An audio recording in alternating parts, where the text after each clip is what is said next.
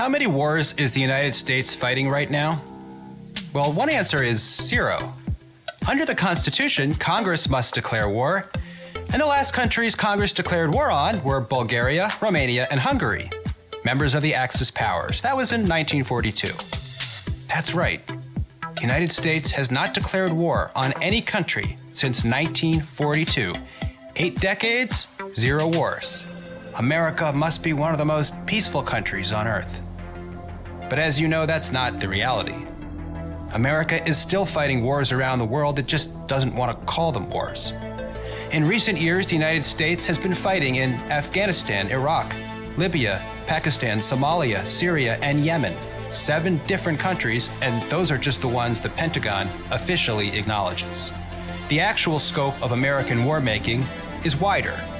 Researchers at Brown University recently counted 14 countries in which U.S. troops were engaged in combat to fight terrorism.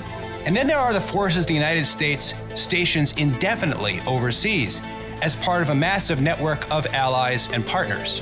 Take the Middle East. U.S. troops number around 13,000 in Kuwait, another 13,000 in Qatar, 7,000 in Bahrain, around 78,000 remain in Japan and South Korea, and that's not even getting to Germany, Djibouti, Cuba, Romania, and so on. In all, America stations about 200,000 service members overseas because it has committed them to protect by force about 1/3 of all the countries in the world. Where does that leave the other 2/3, home to most of humanity? The answer is on the receiving end. Over the last 20 years, the United States has dropped an average of 46 bombs and missiles on other countries each day.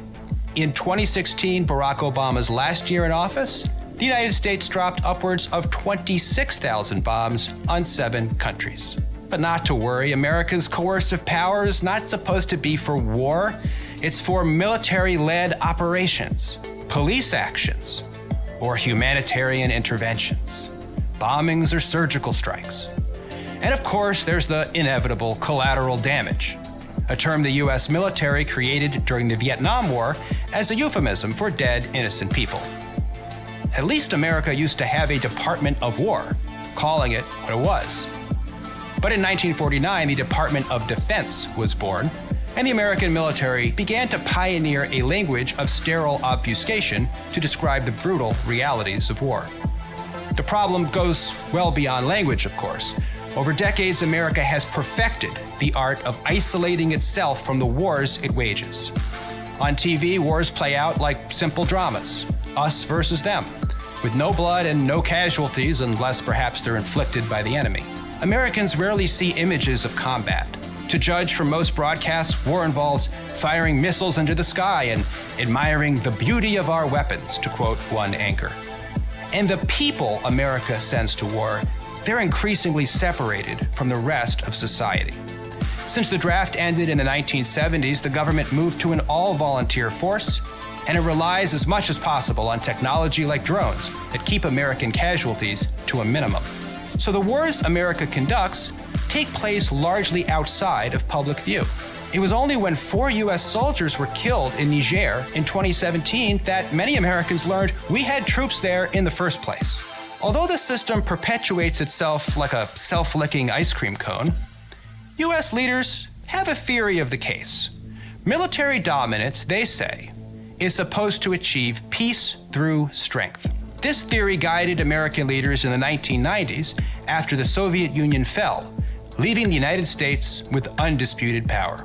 During the Cold War, the United States built an apparatus of military alliances and bases to contain Soviet communism.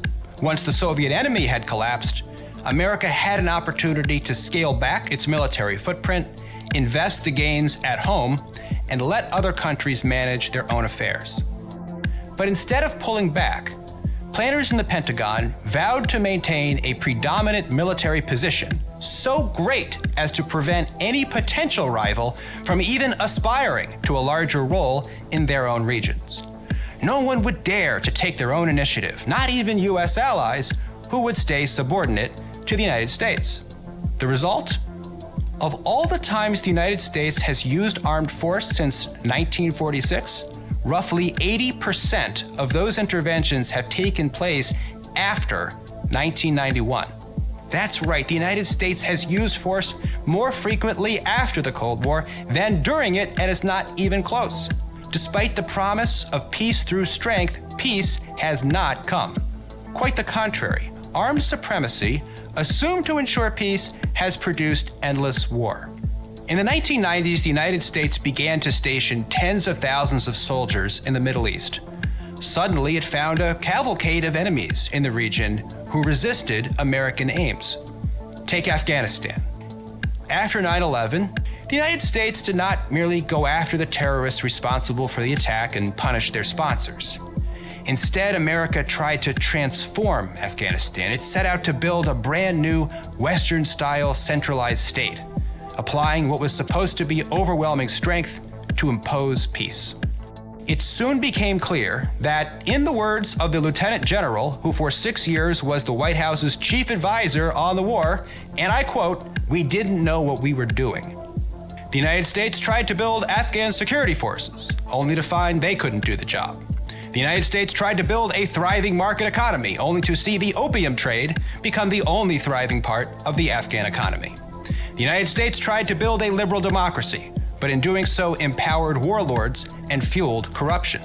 So the Taliban mounted an insurgency and made steady gains. Now it controls the country and enjoys its strongest position since the war began in 2001. For Americans, war has come to appear normal, inescapable, eternal. It has no declared beginning and no end in sight.